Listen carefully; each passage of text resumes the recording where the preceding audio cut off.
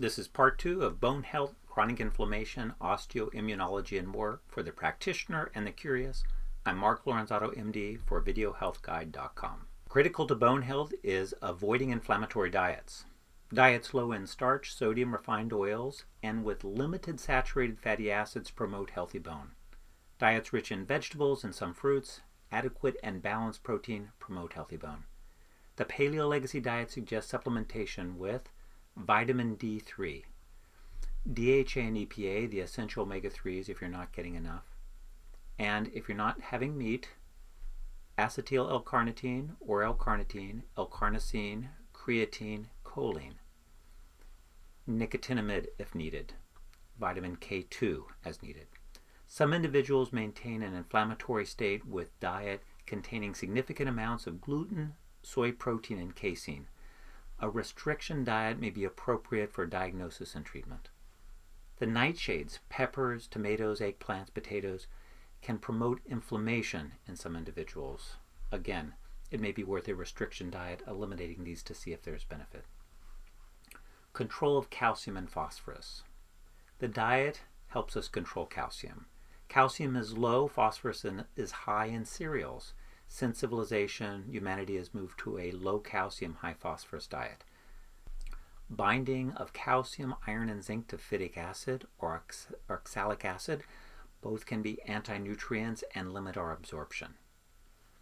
Acidic urines from high protein and high starch diets can limit the retention of calcium in our kidneys. Excessive alcohol can clearly cause osteoporosis and loss of calcium. Parathyroid hormone regulates calcium through its effect on bone, kidneys, and the intestine. Calcitonin reduces calcium, sort of acts opposite to parathyroid. DHEA is a hormone, a precursor to testosterone in our bodies, both women and men. And in postmenopausal states and the age equivalent in men, it drops off and can be a very significant benefit at maintaining good bone strength if there is not a risk for cancers, as DHEA is a growth hormone-like molecule, a growth-promoting molecule. Calcium distribution should be looked at. When we look at the albumin, we always have to look at the corrected calcium depending upon our albumin levels. In our diet, acetyl L-carnitine or L-carnitine and lysine omega-3 all play out in determining some aspect of our bone integrity directly. Electrolyte delivery to the kidneys is important, as is retention in the gut. In cases of chronic diarrhea, we lose potassium. We'll also get off balance with magnesium and calcium. The potential renal acid load is important because it is one way we can maintain some control over our calcium loss. In calcium loss, when the urine is more acidic, we tend to lose more calcium. And some foods cause the urine to be more acidic. Some foods cause the urine to be less acidic and more alkaline. Also, electrolytes are maintained in a balance in the kidneys by hormonal regulation, by the delivery of these electrolytes, and through the loss of electrolytes in the intestine. Vitamin D is converted from 70-hydro-125 dihydroxycholesterol in our skin to a corticosteroid, as illustrated here. Nuclear receptors are engaged by vitamin D. It works through the nucleus. It affects transcription. Vitamin D has effect on calcium through the gut, through the kidney, and through the bone. Vitamin D also is involved in autoimmune disease and in cancers. Screening tests include bone density, both central or axial, looking at the spine, and peripheral, meaning the femurs and the heel bones and such. Blood work can include a CBC, a complete blood count, which looks at red cells and white cells. White cells predominantly are what we're interested in here, but an anemia from increased phytic acid, for instance, or pernicious anemia for a lack of vitamin B12, both of which will contribute to lack of oxygen moving into the bones, can be a problem.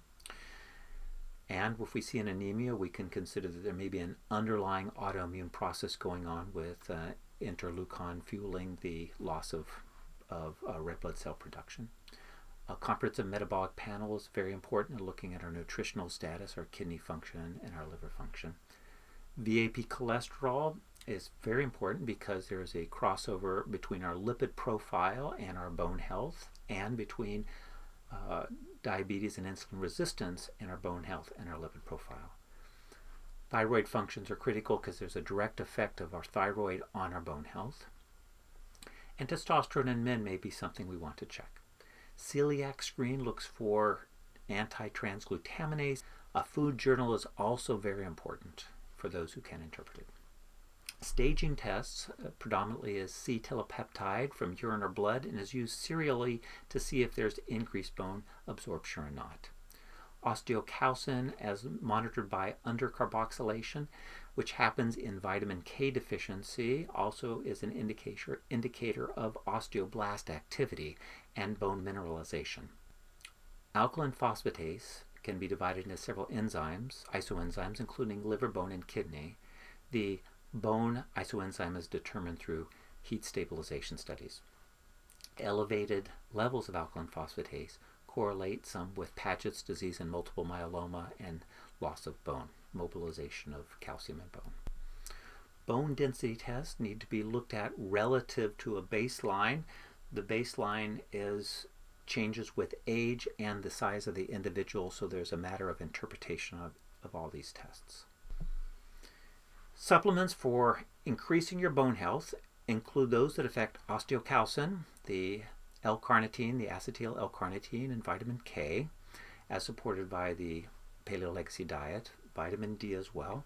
Berberine, particularly in individuals that have insulin resistance, diabetes, or obesity, may be of benefit as its effect on glycation products can be very significant.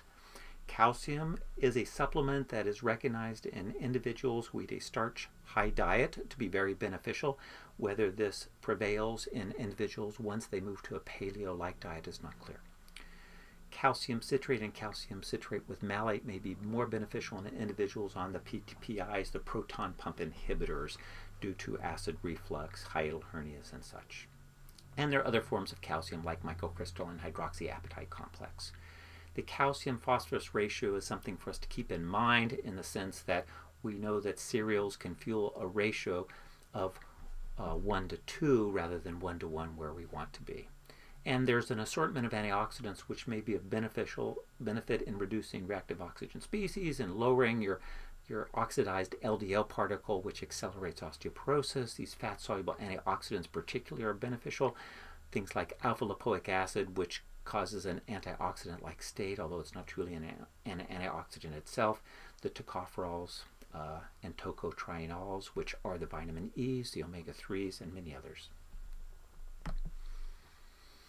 Medications can be both beneficial and have deleterious effects. The biphosphonates, we have to be cautious about osteonecrosis of the mandible and esophageal perforation and atypical fractures. Clearly, there's a use of these if a person's tried to correct through dietary measures and through mitigating any inflammatory activity, trying to deal with autoimmune disease or any other disease-causing inflammation first. If that's not effective, biphosphonates are clearly beneficial to some degree. Calcium supplementation seems to be universally beneficial for many things. Without vitamin K2, I'm concerned that we will calcify soft tissue, including valves of the heart, including ligaments and cartilage and such. So I say keep your vitamin K2 up if you're going to take calcium, as well as your vitamin D. Raloxifene is also very beneficial in a small group of women, particularly who have a tendency to breast cancer or uterine cancer and can benefit from the estrogenic effects on bone and the anti-estrogenic effects on the uterine and breast cancer. And denosumab, which is the monoclonal antibody to rank L, also has the problem of osteonecrosis of the mandible and atypical fractures, but clearly is also a benefit in some cases. The FRAX is a 10-year probability for bone fracture risk. It is used mostly to help bring up the topic and discuss what are we doing about this risk. And medications causing bone loss need to be evaluated at every possible turn and decide if we really need these. These include the corticosteroids, which sometimes are essential for autoimmune disease, asthma, allergies, other autoimmune disease that can affect the kidneys, the lungs, and other organs. Excess thyroxine can produce osteoporosis. Long-term heparin, Coumadin, and other blood thinners or anticoagulants, which cause us to avoid vitamin K. Vitamin K is critical for bone strength. Seizure medications, including phenobarbital and Dilantin, promote bone loss, as does lithium and several medications used for treating diabetes, including rosiglitazone and pioglitazone. The PPIs are proton pump inhibitors, whether they're purchased over the counter or by prescription, can also cause a problem of pH and decreased absorption of calcium. The SSRIs, or SRIs, the serotonin reuptake inhibitors, used to treat anxiety frequently and depression. They also have complications about retaining calcium. And depo-medroxyprogesterone, used in birth control, contributes to osteoporosis, as do cytotoxic drug chemotherapeutic agents used in cancer management. There are other medications, of course. In conclusion, or of our overview, bone health is maintained mostly with good diet, physical activity, and by avoiding the underlying chronic inflammation of disease.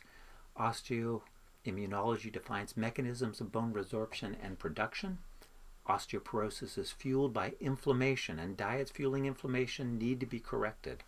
The paleolegacy theory supports a paleolegacy diet that can limit bone loss and, by limiting inflammation, maintain healthy electrolyte balance and provide substantial protein and polypeptides that are needed for good bone strength. Before prescribing medications, determine the etiology of the bone resorption and treat the underlying disease. Very good. Hope these two videos helped in some way understand osteoporosis, bone health. Thank you.